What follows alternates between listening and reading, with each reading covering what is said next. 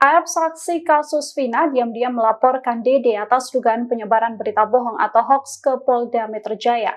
Tak hanya Dede, seorang politikus juga dilaporkan Ayap atas kasus yang sama. Dikutip dari Tribus.com, laporan polisi ini dibenarkan oleh Ketua Umum Pusat Bantuan Hukum Perkumpulan Penasehat dan Konsultan Hukum Indonesia atau PBH Perhaki, Pitra Romadoni. Pitra juga menuturkan bahwa kini laporan Ayap untuk Dede dan seorang politisi sudah naik menjadi pelapor atau korban hoax.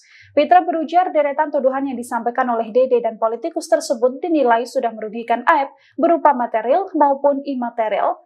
Ia juga mengatakan bahwa kini Ayap dan keluarga terus menerima intimidasi atas tuduhan oleh Dede dan sang politisi. Pitra pun meminta agar polisi segera mengamankan Dede serta politikus tersebut. Pitra sendiri enggan mengatakan sosok politisi yang dilaporkan dalam kasus Vina ini. Jika merunut dari perjalanan kasus Vina, ada sosok politisi yakni Deddy Mulyadi yang merupakan anggota DPR RI yang diketahui merupakan sosok yang kerap menyelidiki kasus Vina.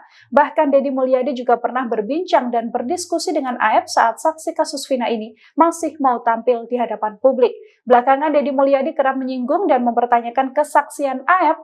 Meski begitu, Pitra tak menuturkan apakah sosok yang dilaporkan adalah Deddy Mulyadi atau bukan. Download Tribun X sekarang, menghadirkan lokal menjadi Indonesia.